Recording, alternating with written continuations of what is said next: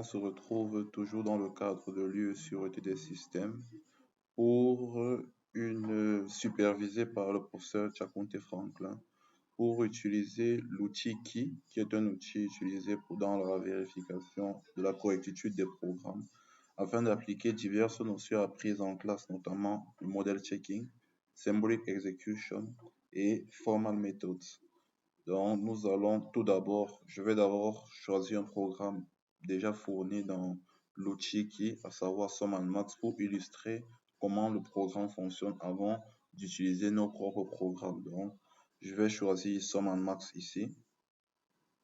Nous allons charger directement le programme.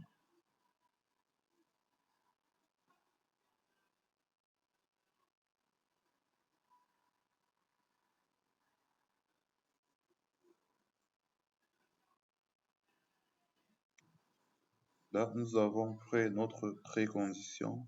Post, c'est notre post-condition et nous pouvons donc démarrer la preuve start proof. De ce côté, nous avons notre classe SumandMax avec les différentes annotations JML. Requires, c'est notre précondition. Assignable, ce sont les différents tableaux Sum et Max. Et chaque inchelse représente ici les post-conditions. Nous avons loop invariant, notre invariant de boucle, toujours assignable. Et decrease, decrease, c'est la fonction variante qui décroît après chaque itération, qui permet de dire que la boucle se termine et par conséquent, nous ne soyons pas dans une boucle infinie. Donc, ceci dit, nous allons directement tester la correctitude ici en lançant. Là, c'est en train de travailler. On a Processing Strategies là en bas. Donc, ça a terminé. On a Proved. On a notre nombre de nœuds, le nombre de branches. Ces notions nous rappellent la notion de passing state vue en model checking, où on pouvait voir en fait les différentes étapes, les différents chemins que l'algorithme suit depuis le nœud initial. Et l'exécution symbolique, ici, il y a 114 étapes. Malheureusement, il nous est impossible de voir bien cette exécution. Nous pouvons juste voir l'arbre de preuve, mais de façon, je vais dire, linéaire. Donc, ici, nous avons Proof Tree avec One Step Simplification. Nous avons les différents nœuds là. Et à la fin, nous avons Invariant Initially Valid, c'est-à-dire l'invariant est valide initialement. L'invariant est préservé et utilisé, c'est-à-dire préservé lors de l'exécution et vrai après exécution. Donc voici une idée en fait de comment ça fonctionne pour un programme pour un programme déjà fourni. Donc là, je vais passer à notre programme. On a choisi deux programmes, un avec boucle et un sans boucle. Le premier, c'est un programme qui effectue la permutation.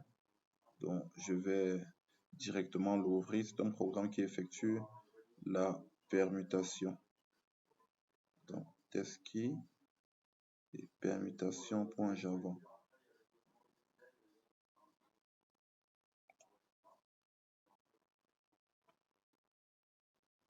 Voilà, permutation, permute. On a encore notre précondition ici, notre post-condition. Et là, on peut maintenant utiliser start proof.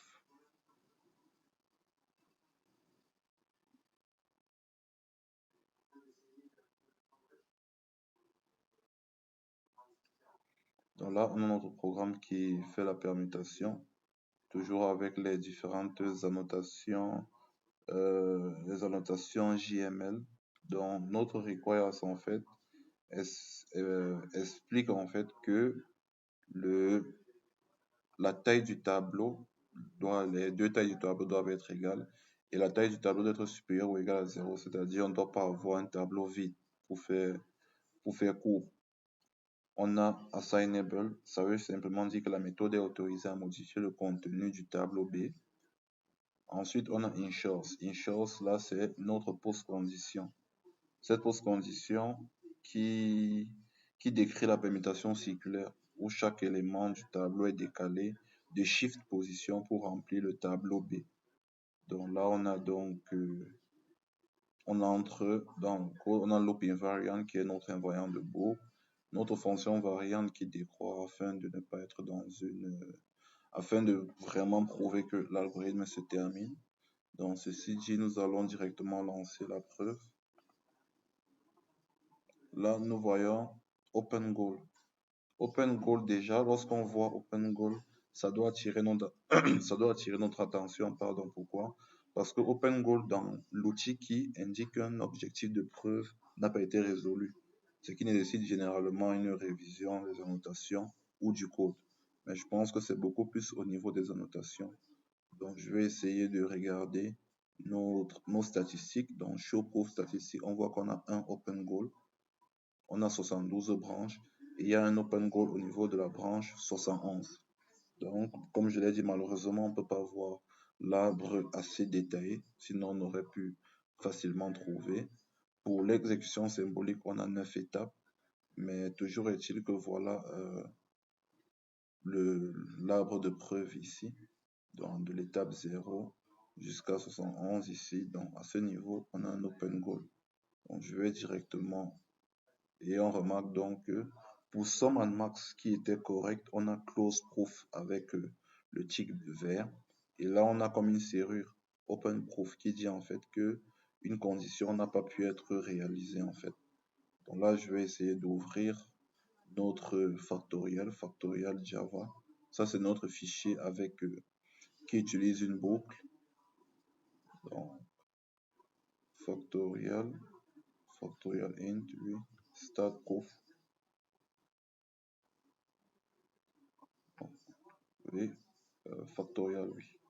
Donc là, c'est bon. On a notre require, c'est-à-dire n doit être supérieur ou égal à 0, notre précondition, notre post-condition, invariant de boucle et fonction variante. Donc je vais directement faire la même chose. Là aussi, on a un open goal.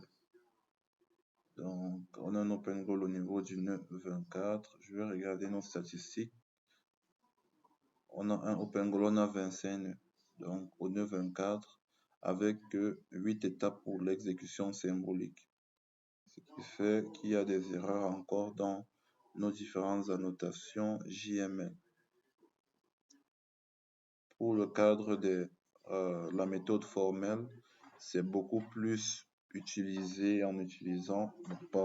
c'est beaucoup plus utilisé lorsqu'il faut faire appel à des modélisations mathématiques d'abord, des symboles mathématiques, pour vraiment prouver la correctitude des programmes. Malheureusement, nous n'avons pas réussi à effectuer cela dans Key. Donc, nous avons quand même pu illustrer l'exécution symbolique à travers l'arbre d'exécution symbolique, mais qui ne s'affiche pas normalement.